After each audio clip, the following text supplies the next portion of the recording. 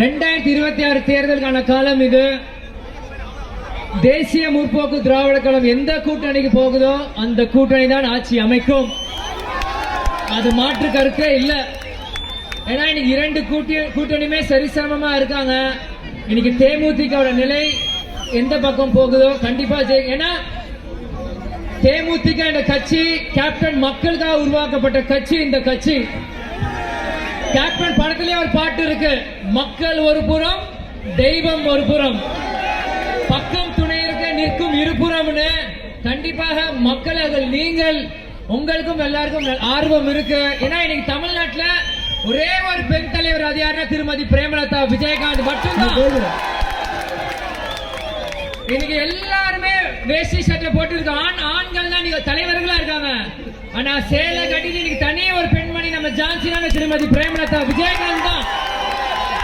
யாராலும் மாற்றி அமைக்க முடியாது. இன்னைக்கு இவ்வளவு பெண்கள் நீங்க இருக்கீங்களே, உங்களுக்கு தெரியும் இது ஒரு அரசியல் நடந்த சாதாரண விஷயம் அல்ல.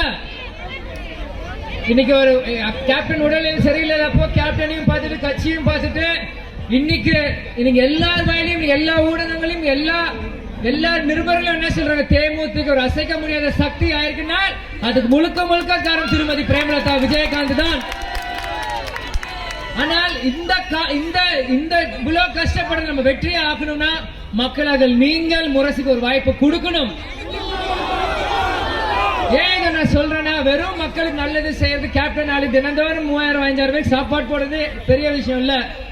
முரசு சார்பாக சட்டமன்றத்துக்குள்ள அந்த எம்எல்ஏ எம்பி கவுன்சிலர் இருக்கும் போதுதான் மக்கள் பிரச்சனை என்னன்னு கேட்க முடியும், மக்கள் பிரச்சனை என்னன்னு காமிக்க முடியும்.